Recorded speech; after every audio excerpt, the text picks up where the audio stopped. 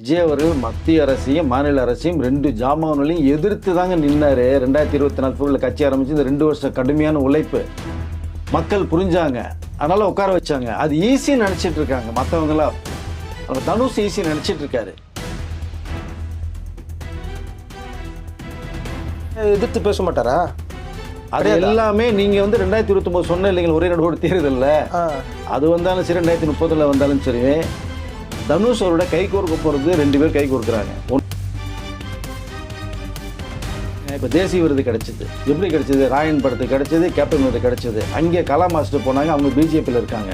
இப்போ தனுஷ் கொடுங்கப்பான்னு சொல்லிட்டாங்க. தனுஷை வந்து எப்படியாவது இப்போ சினிமா நடிகர் இருந்தால் தான்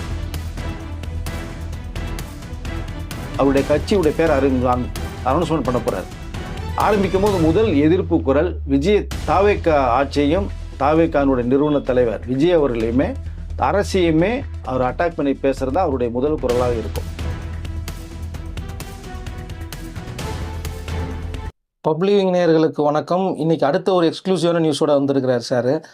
நீங்கள் சொல்லியிருந்தீங்க தனுஷ் நடு இரவில் ஒரு அதிரடி சந்திப்பு, யாரும் எதிர்பாராமல் 234 தொகுதிகளில் இறங்கிட்டார் அப்படின்னு சொன்னீங்க. கேள்விக்கு முன்னாடி கமெண்ட் செக்ஷனில் ஒரு முக்கியமான கேள்வி அவங்ககிட்ட கேட்டுடுறேன். நீங்கள் தனுஷை பற்றி திடீர்னு அரசியலுக்கு வந்ததை பற்றி என்ன நினைக்கிங்கிறத கமெண்ட் செக்ஷனில் வீடியோ ஃபுல்லாக பார்த்துட்டு கமெண்ட் போடுங்க. இப்போ உங்களுக்கு கிடைச்ச நியூஸ் சொல்லுங்கள் சார். ஃபஸ்ட்டு வந்து 230 தொகுதி சொன்னீங்க. எனக்கு தெரிஞ்ச வரைக்குமே கோயம்புத்தூரில் இருக்கிற தொகுதியில் மட்டும்தான் இப்போது ஃபஸ்ட்டு அவருடைய பார்வை பதிஞ்சிருக்கு. நான் ஏற்கனவே கோயம்புத்தூரில் இப்போ சமீபத்தில் அவர் லாஸ்ட்டாக தான் நீங்கள் பேசுனதை பார்த்துருப்பீங்க. இப்போ திருவூரில் பேசுனது நீங்கள் பார்த்துருப்பீங்க. கோயம்புத்தூர் மாவட்டத்தை வந்து 2ஆக பிரிச்சிட்டார் அவர்.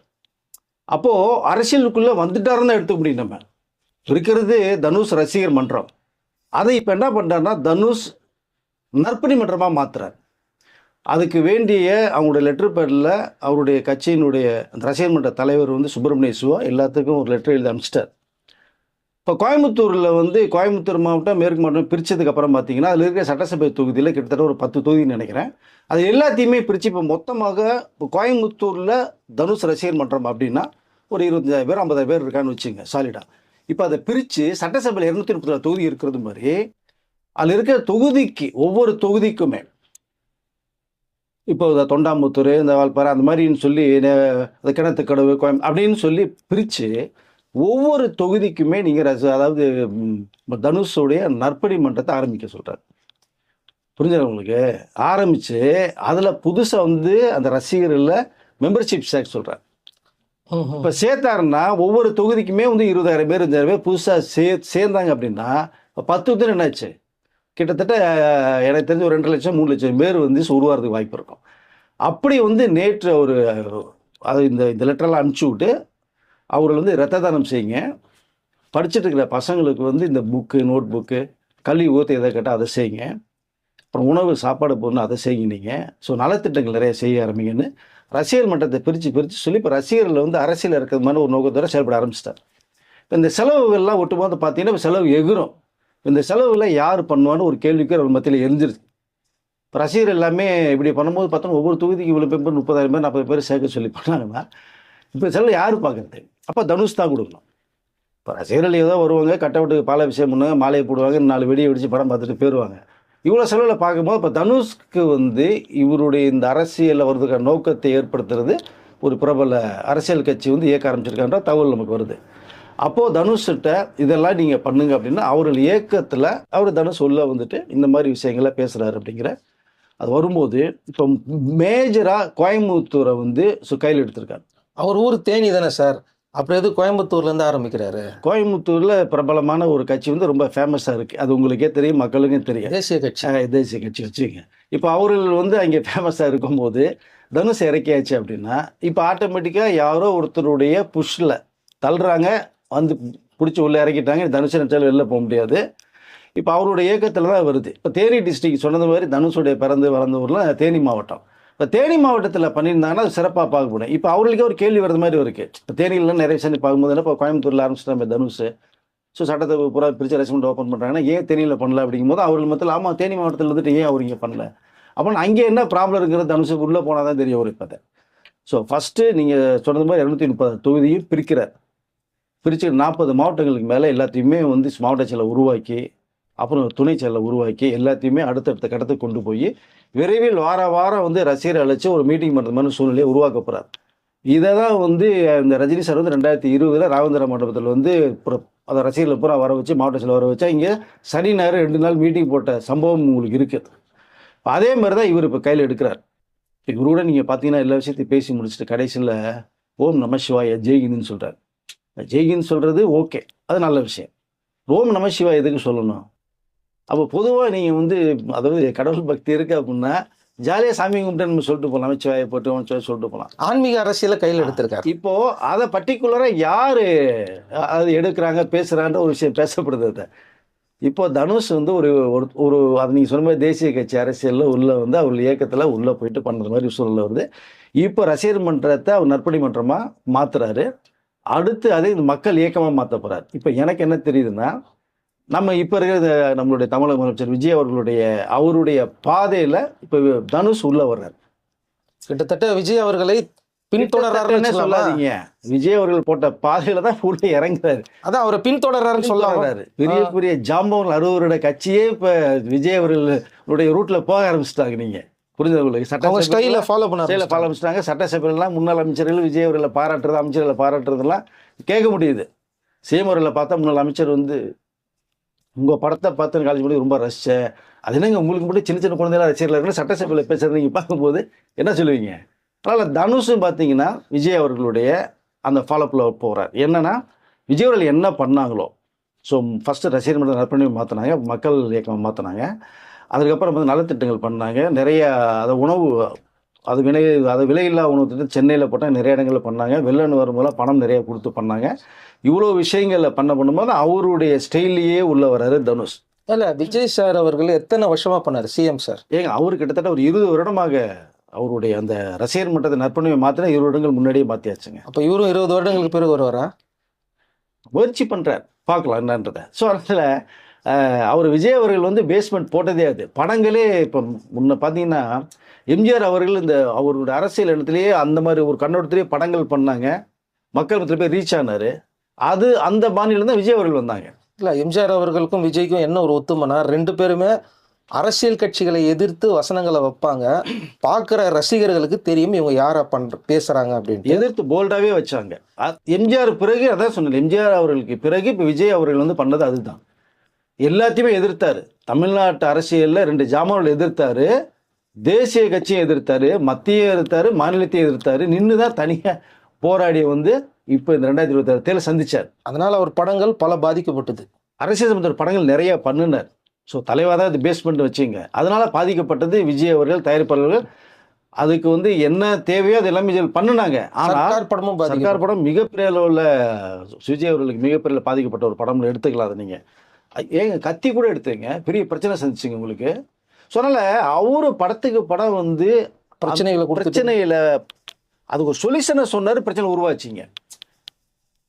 தனுஷ் இது வரைக்கும் அந்த மாதிரி படங்கள் எதுவுமே கொடுக்கல, பிரச்சனையை சந்திக்கலை, மக்களை போய் இன்னும் பார்க்கல, ரசிகரை தான் பார்த்துட்டு இருக்காங்க. அவர் எதையுமே தாண்டி இன்னும் வரலை. இப்போ தான் வர்றதுக்கு முயற்சி எடுத்து அவர் ஸ்டெப்பை எடுத்துட்டார். ஆனால் விரைவில் அரசியல் கட்சி அவர் வந்து இதை ஏன்னா அந்த ஃப்ளாக் அறிமுகப்படுத்தினார் லாஸ்ட் 1 மாதத்துக்கு முன்னாடி.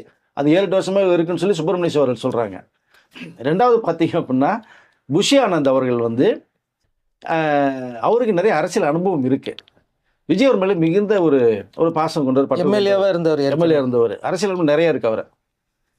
அப்போது விஜய் அவர்களுடைய ரசிகர் மன்றத்தினுடைய தலைவர் அவர் இருந்து பண்ணும்போது பார்த்தோம்னா இங்கே வந்து ரொம்ப அந்த ஒயிட் ஷர்ட்டில் இங்கே ரைட்டில் பார்த்தீங்கன்னா விஜய் அவருடைய ஸ்டிக்கர் போட்டிருப்பாங்க.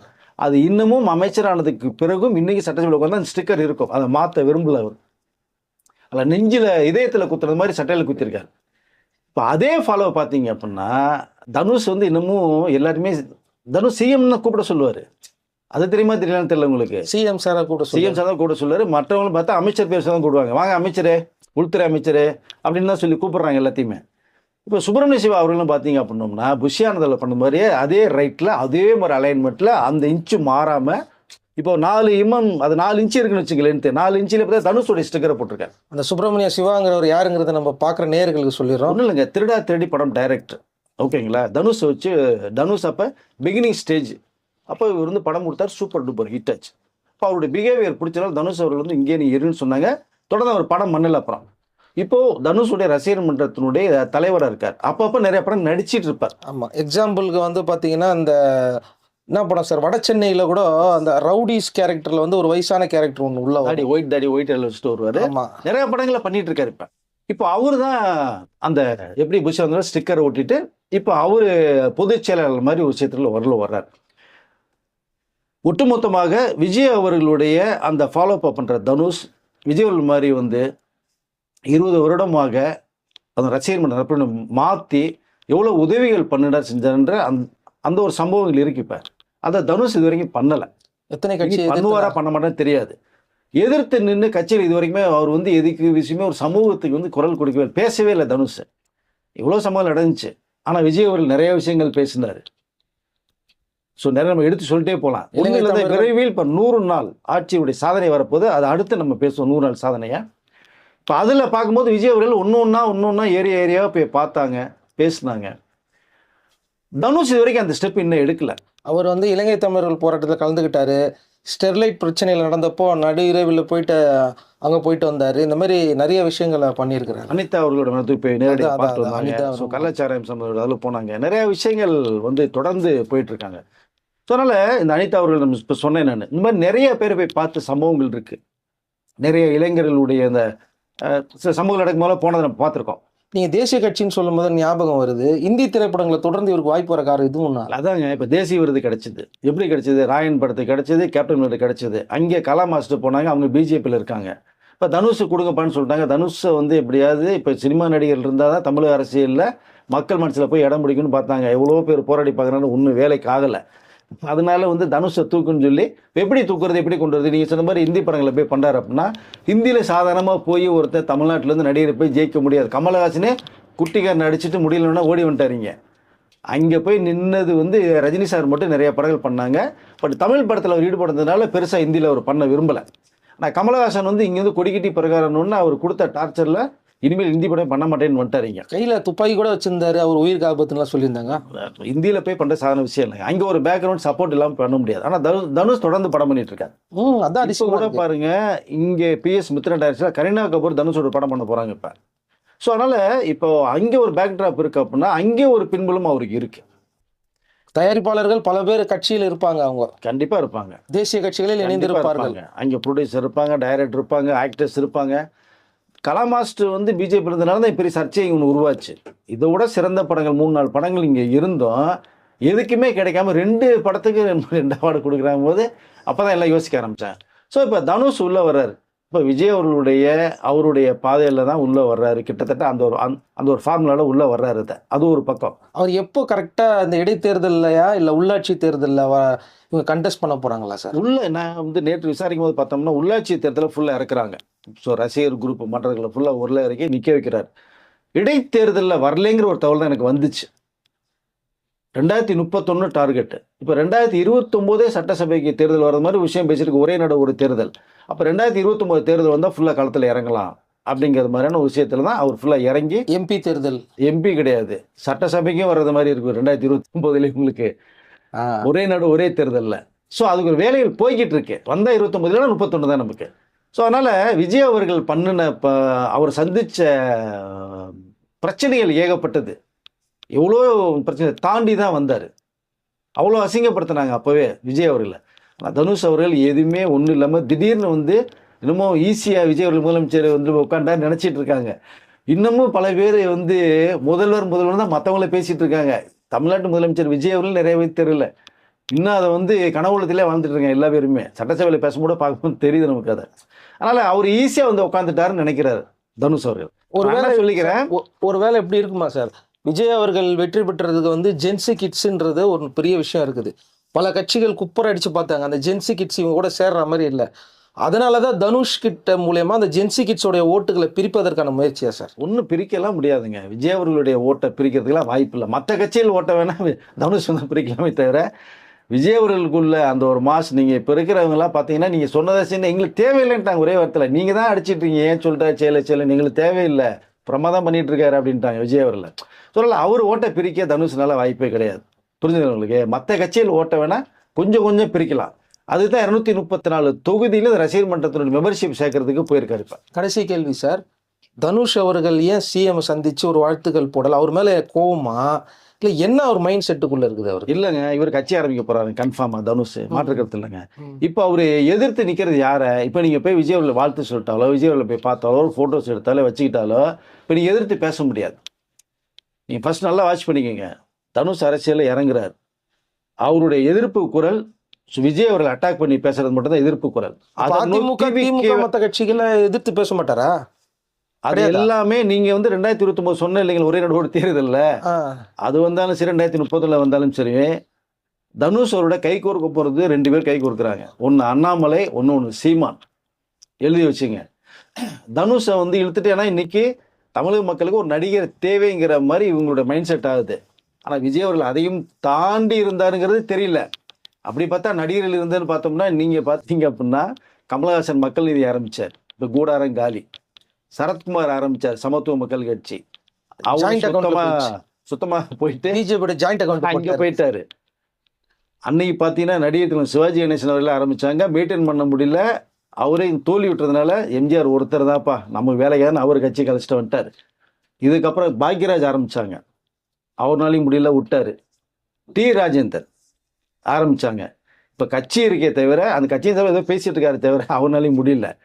ஸோ விஜயகாந்த் அவர்கள் அவரு மட்டும் 2016 உடல்நிலை சரியில்லாமல் இருந்தால் தமிழ்நாட்டு முதலமைச்சராக மாறி இருப்பார், அவங்க மாற்று கருத்து இல்லை. அதுக்கு முன்னாடி பார்த்தா உடனே சரியில்லாமல் அவர் படுத்துட்டார். ஆனா அவருக்கு நடந்த துரோகங்கள் நிறைய பேருக்கு கேமரா அவுட்ல போய் கேட்டா தெரியும்.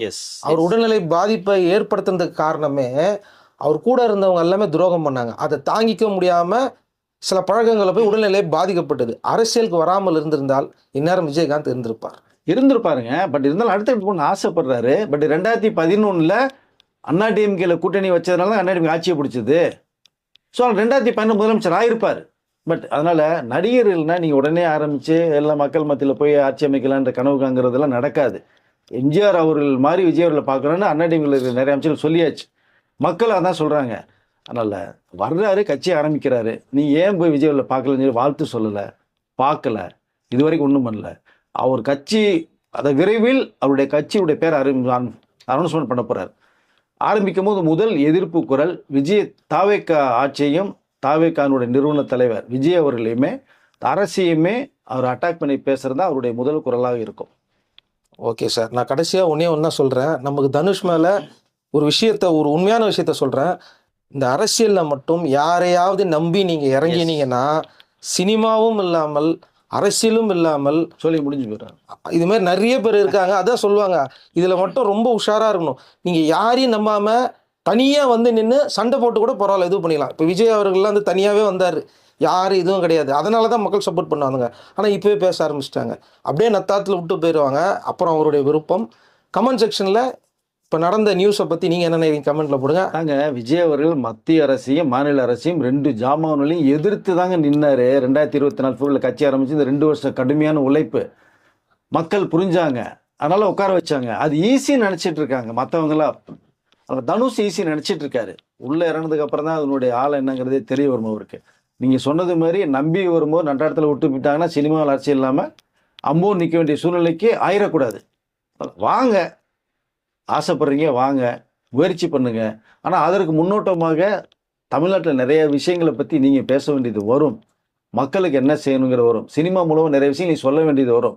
இதெல்லாம் நீங்கள் இது வரைக்குமே சொல்லலை, சொல்ல ஆரம்பிக்கணும். ஆனால் நீங்கள் கேட்டதுக்கு ஒரே கேள்வி மீண்டும் சொல்லிக்கிறேன், தாவேக்காவை எதிர்த்து குரல் கொடுப்பதற்காக தனுஷ் தயார்படுத்தி கொண்டிருக்கிறார். இது கொஞ்சம் அதிர்ச்சியான செய்தி. இதோட அடுத்த அப்டேட் நெக்ஸ்ட் வீடியோவில் பார்க்கலாம் சார். நன்றி.